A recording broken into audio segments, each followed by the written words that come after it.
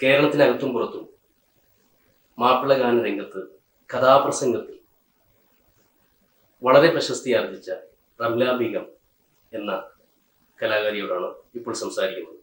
റംല ബീഗത്തിന്റെ ജന്മദേശം, അതുപോലെ വളർന്ന ചുറ്റുപാടുകൾ, ഇതൊക്കെ ഒന്ന് പറയാൻ പറ്റും? ജന്മദേശം ആലപ്പുഴ, അമ്പലപ്പുഴ താലൂക്ക്, ആലപ്പുഴയിലാണ് ജനിച്ച് 1944. താങ്കൾ ആദ്യമായിട്ട് ഈ രംഗത്ത് വന്നത് മാപ്പിള ഗാന പാട്ടിലൂടെയാണോ, അതല്ല നേരിട്ട് കഥാപ്രസംഗ രംഗത്ത് തന്നെയാണോ? പാട്ടിലൂടെ. ഒരു 8 വയസ്സ് മുതൽ ഞാൻ ചെറുതായിട്ടൊക്കെ പാടുമായിരുന്നു. അങ്ങനെ പാട്ടിലൂടെ വന്നു.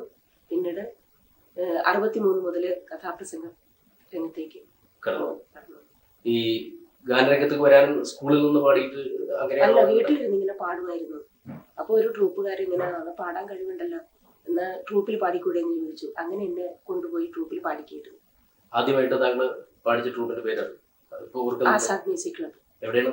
ആലപ്പുഴ ആസാദ് മ്യൂസിക് ക്ലബ് ആണ് ആദ്യമായിട്ട് നിങ്ങളെ രംഗത്ത് കൊണ്ടുവന്നത്. ഈ കഥാപ്രസംഗ രംഗത്ത് ഏതായിരുന്നു ആദ്യത്തെ കഥാപ്രസംഗം? ജമീല എന്ന കഥാപ്രസംഗം. ആലപ്പി ഷറഫ് എന്ന ഒരു എഴുത്തുകാരൻ എഴുതിയ ജമീല എന്ന കഥാപ്രസംഗം. ഈ കഥാപ്രസംഗം കഥ എഴുതുന്നതും ഗാനങ്ങൾ എഴുതുന്നതും ഒരേ ആൾ തന്നെ ആയിരിക്കും? ഗാനങ്ങൾ എഴുതുന്നതും കഥ എഴുതുന്ന ഒരാൾ, ട്യൂൺ ചെയ്യുന്ന വേറൊരാൾ. ഒരു കഥാപ്രസംഗത്തിന് എത്ര ദിവസത്തെ റിഹേഴ്സൽ വേണോ ആദ്യത്തെ കാലഘട്ടങ്ങളിലൊക്കെ? ഒരു മാസമൊക്കെ റിഹേഴ്സൽ വേണ്ടി വരും. പിന്നെ ഏതൊക്കെയായിരുന്നു താങ്കളുടെ കഥാപ്രസംഗം? അതിനുശേഷം ഇപ്പൊ ഒരു 20ഓളം കഥകള് പറയുന്നുണ്ടായിരുന്നു. 20ഓളം കഥകള് അവതരിപ്പിച്ചിട്ടുണ്ട്.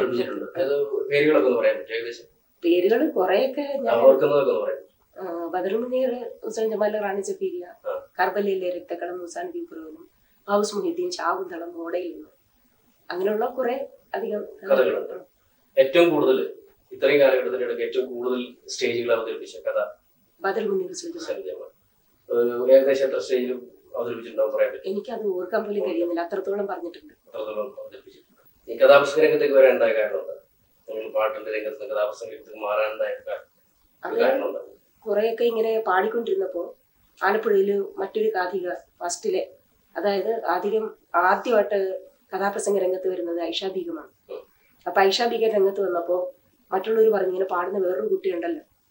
അപ്പൊ അവരെ കൊണ്ട് 2 വർഷം കഴിഞ്ഞു ഇവര് കഥാപ്രസംഗം രംഗത്ത് നിന്ന്. 2 വർഷം കഴിഞ്ഞതിന് ശേഷം ആണ് ഞാൻ രംഗത്തിറങ്ങുന്നത്. ആദ്യത്തെ ഈ വനിത ഐഷ ബീഗം തന്നെയാണ്. ഐഷ ബീഗം തന്നെ ആലപ്പുഴയിലെ അറിയപ്പെടുന്ന മുസ്ലിം കാഥിക ഐഷ ബീഗം. പിന്നെ രണ്ടാമത് വന്നതാ ഞാൻ 2 വർഷത്തിന് ശേഷം. മറ്റേതെങ്കിലും വനിത മുസ്ലിം ഒരു നൂറിനാട് ഷെരീഫ, അവരിപ്പോ ജീവിച്ചിരിപ്പുണ്ടോ എന്ന് എന്നെ സംശയം. ആദ്യകാലം കഥാപ്രസംഗ രംഗത്തേക്ക് വരാനുണ്ടായ കാരണം ഈ ഐഷ ബീഗം രംഗത്ത് വന്നപ്പോൾ നിങ്ങളുടെ ജനങ്ങളെല്ലാം കൂടി, ആൾക്കാരെല്ലാം കൂടി എന്നെ പഠിപ്പിച്ചാൽ കൊള്ളാം, ഈ രംഗത്ത് ഇറക്കിയാൽ കൊള്ളാം എന്ന് അവർക്ക് കുറച്ചൊക്കെ പാടുമല്ലോ, അതുകൊണ്ട് ഈ രംഗത്ത് കൊണ്ടുവന്നാൽ കൊള്ളാമെന്നുള്ള തോന്നലുണ്ടായതുകൊണ്ട് അങ്ങനെ ഈ രംഗത്ത് ഞാൻ വന്നത്.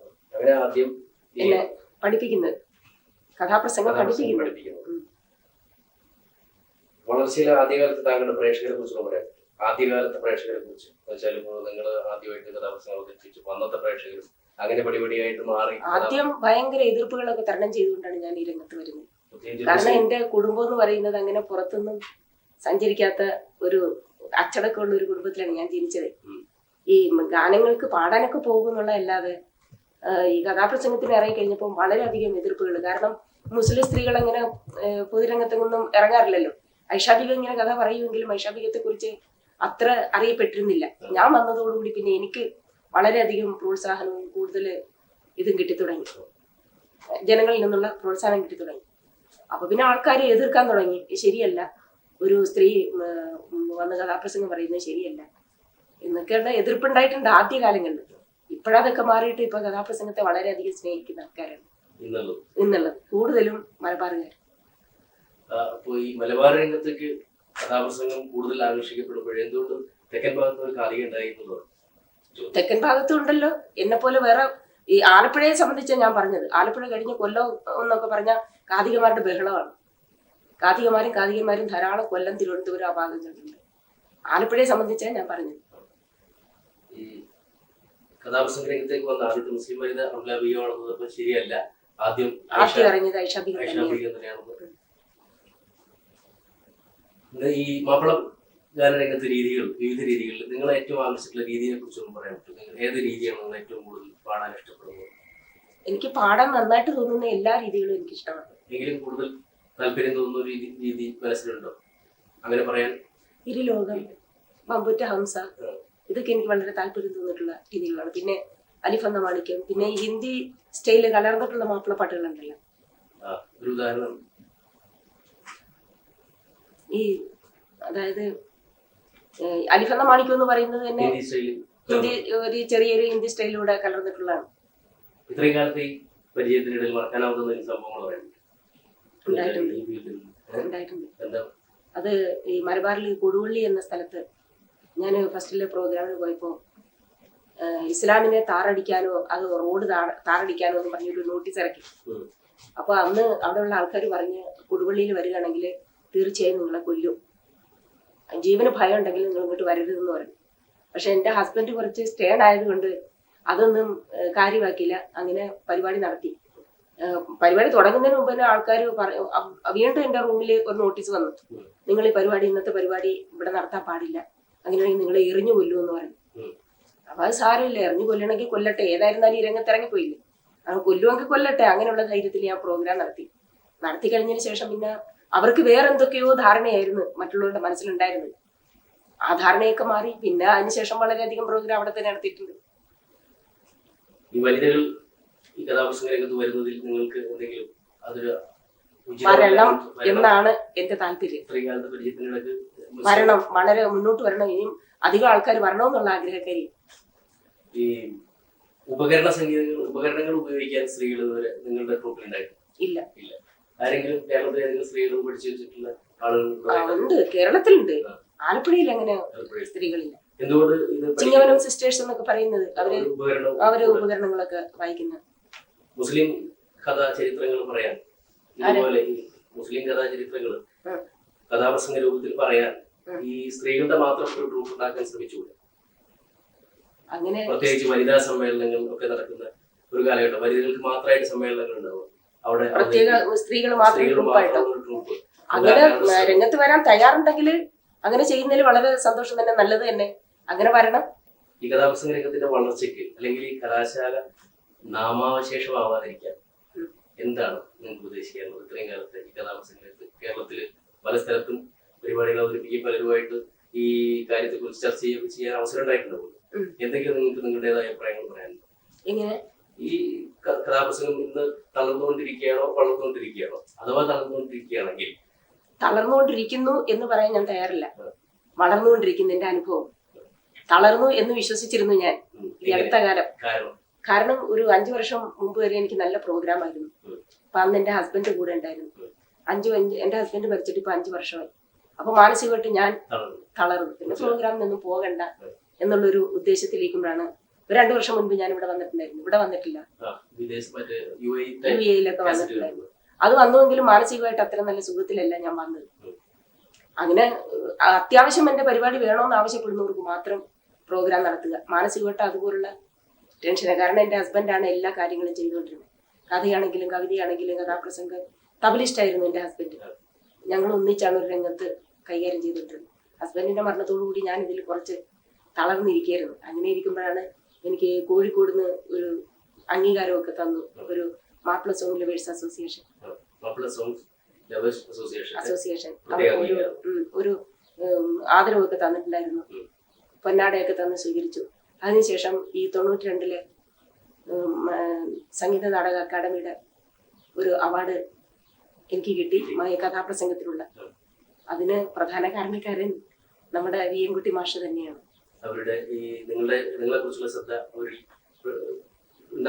കാരണം അദ്ദേഹം പറഞ്ഞു, ഇങ്ങനെ തളർന്നിരുന്നാൽ പറ്റില്ല, നിങ്ങൾക്ക് ഇനിയും പരിപാടി നടത്താനുള്ള അവസരങ്ങളുണ്ട്, നിങ്ങൾക്ക് പരിപാടി നടത്താം, അതുകൊണ്ട് ഇങ്ങനെ തളർന്നിരിക്കാൻ പറ്റില്ല, ഞാൻ നിങ്ങൾക്ക് ഹെൽപ്പ് ചെയ്യാം, നിങ്ങളെ ഞാൻ പഴയ റംലയാക്കി കൊണ്ടുവരാം എന്നൊരു ധൈര്യം തന്നതിന്റെ പേരിൽ ഞാൻ അങ്ങനെ വീണ്ടും രംഗത്ത് വന്നപ്പോൾ ആദ്യമൊക്കെ എനിക്ക് പ്രയാസം ഉണ്ടാക്കിയിരുന്നു. എനിക്കത് പറയാൻ പറ്റുമോ, എനിക്ക് വീണ്ടും പഴയതുപോലെ ആകാൻ പറ്റുമോ എന്നൊരു സംശയം ഉണ്ടായിരുന്നു. പക്ഷെ എന്റെ സംശയം ഈ മാഷ് എനിക്ക് തീർത്തു തന്നു. ഇപ്പൊ എനിക്ക് ഒരു ധൈര്യം തോന്നുന്നുണ്ട് പരിപാടി അവതരിപ്പിക്കാൻ. കാരണം ജനങ്ങളും എനിക്ക് അതുപോലുള്ള പ്രോത്സാഹനം തരുന്നുണ്ട്. അവരുടെ ഒരു സന്തോഷമായിട്ടുള്ള ഒരു പ്രതികരണം എനിക്ക് ഉണ്ടാകുന്നുണ്ട്. അതുകൊണ്ട് എനിക്ക് വീണ്ടും തോന്നുന്നുണ്ട് ഈ പരിപാടി വീണ്ടും മുന്നോട്ട് കൊണ്ടുപോകാം എന്നൊരു തോന്നുന്നു. കഴിഞ്ഞ കാലങ്ങളെ അപേക്ഷിച്ച് കഥാപ്രസംഗത്തിന് ഓഡിയൻസ് കുറയുന്നു കേരളത്തിൽ എന്നുള്ളത് പറഞ്ഞാൽ ശരിയാണ്? കേരളത്തിലോ അങ്ങനെ പറയാറില്ല. ഇല്ല. ഇല്ല, ഇപ്പോഴും കഥാപ്രസംഗം കേൾക്കാൻ ആൾക്കാർ കൂടാറുണ്ട്. അമ്പലങ്ങളിലാണെങ്കിലും അതല്ലാത്ത സ്റ്റേജുകളിലാണെങ്കിലും കഥാപ്രസംഗം കേൾക്കാൻ ആൾക്കാർ കൂടും. ഇതിലും കൂടുതൽ ബുക്കിംഗ് മുൻപത്തേക്കാൾ കൂടുതൽ കിട്ടാറില്ല, കുറവാണ്. എന്താ കാരണം? കാരണം എന്താണെന്ന് ചോദിച്ചാൽ ഇപ്പോ ഈ നാടകത്തിന് കൊടുക്കുന്ന പൈസ കൊടുക്കണം, ഇപ്പൊ കഥാപ്രസംഗത്തിന്. അപ്പൊ ആൾക്കാര് പ്രവർത്തകർ മറ്റേ ഈ അമ്പലക്കാരൊക്കെ വിചാരിക്കുന്ന എന്താ, കഥാപ്രസംഗം ഒരാൾ മാത്രം നിന്ന് പ്രസംഗിക്കുകയും പറയുകയും ചെയ്യുകയും അഭിനയം എല്ലാം ഉണ്ടല്ലോ. അപ്പൊ അതിനേക്കാൾ കുറച്ചുകൂടെ ഭേദം ആ പൈസ ഈ നാടകക്കാർക്ക് കൊടുത്താ കുറച്ചുകൂടെ എല്ലാ രംഗങ്ങളും നേരിൽ കാണാമല്ലോ. അങ്ങനെയുള്ളതാണെന്ന എന്റെ ഒരു വിശ്വാസം. അതുകൊണ്ടായിരിക്കും ആകണമെന്നില്ല, അതാ എന്റെ വിശ്വാസം. അത്രയേ ഉള്ളൂ. വളർച്ചയുടെ ആദ്യകാലങ്ങളിൽ താങ്കൾക്ക് ഓർക്കുന്ന ആരെങ്കിലും താങ്കളുടെ രംഗത്ത് വന്ന കാലഘട്ടത്തിൽ ആദ്യത്തെ ഒരു ട്രൂപ്പിന്റെ പേര് പറഞ്ഞത്, അതുപോലെ വ്യക്തികളെ കുറിച്ച് ഏതെങ്കിലും സ്മരിക്കാനുണ്ട്? വളരെയധികം ആൾക്കാരെ ഓർക്കാനുണ്ട് എനിക്ക്. വളരെ പ്രധാനപ്പെട്ട ആളുകളെ ഒന്ന് ഓർക്കാൻ പറ്റും? ഒന്ന് ഒരു ജമാൽ, പിന്നെ ഒരു ഉസ്മാൻ, പിന്നെ ഇവരൊക്കെ ഏതൊക്കെ തരത്തിലാണ് നിങ്ങളുടെ ഈ രംഗത്ത് വരാനുള്ള നിങ്ങൾക്ക് സഹകരിച്ചിട്ടുള്ളത്? പരിപാടികളിലൂടെ പിന്നെ കവിത എഴുതാൻ റസാക്ക്. പിന്നെ എന്റെ ഏറ്റവും കൂടുതൽ എന്നെ ഈ രംഗത്ത് വളർത്തിയെടുത്തതും രംഗത്ത് കൊണ്ടുവന്നതും എന്റെ ഭർത്താവ് തന്നെയാണ്. കലാകാരനാണ്, പിന്നെ തബലിസ്റ്റ് ആണെങ്കിലും പുള്ളി എഴുതുകയൊക്കെ ചെയ്യും, കവിതകൾ എഴുതും. പിന്നെ സെറ്റ് ചെയ്യുന്നതും കഥാപ്രസംഗം രൂപമാക്കി കൊണ്ടുവരുന്നതും ഒക്കെ എന്റെ ഹസ്ബൻഡ് തന്നെയാണ് കംപ്ലീറ്റ് എല്ലാം. കാരണം എന്റെ ഹസ്ബൻഡ് ഒരു വലിയൊരു കാഥികനുണ്ടല്ലോ സാംബശിവൻ, സാംബശിവന്റെ കൂടെ 7 വർഷം ഗ്രൂപ്പില് ഉണ്ടായിരുന്ന ആളാണ്. അതെ. കൂടുതൽ എന്താണ് നിങ്ങളുടെ കേരളത്തിലെ പ്രേക്ഷകരോട് നിങ്ങൾക്ക് പറയാനുള്ളത്? എന്നുവെച്ചാൽ നിങ്ങളുടെ കഥാപ്രസംഗം ഇഷ്ടപ്പെടുന്ന കുറെ പ്രേക്ഷകരുണ്ടല്ലോ, കേരളത്തിലാണെങ്കിലും കേരളത്തിന്റെ മലയാളികളായി പുറത്തുള്ളവരൊക്കെ. ഇതുപോലുള്ള രംഗത്ത് വരുന്ന ആൾക്കാര് കുറെ കൂടി പ്രോത്സാഹനം കൊടുക്കുക എന്ന് മാത്രമേ പറയാനുള്ളൂ. ഇപ്പൊ എനിക്ക് തരുന്ന പ്രോത്സാഹനം ഇനി ഉണ്ടാകണം എന്നാ എനിക്ക് പറയാനുള്ളത്.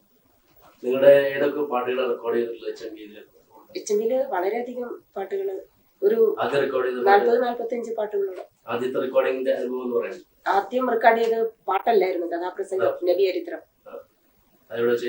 അത് എച്ച്.എം.വിയില്, മദ്രാസ് എച്ച്.എം.വി.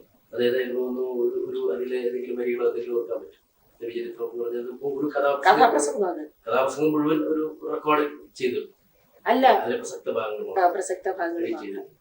പാട്ട് ഏതായിരുന്നു ഈ കഥാപ്രസംഗത്തിന് പാടിയത്? അല്ല, പിന്നെ റെക്കോർഡ് ചെയ്ത എച്ച്.എം.വിയിൽ റെക്കോർഡ് ചെയ്ത ആദ്യത്തെ പാട്ട് ഏതായിരുന്നു?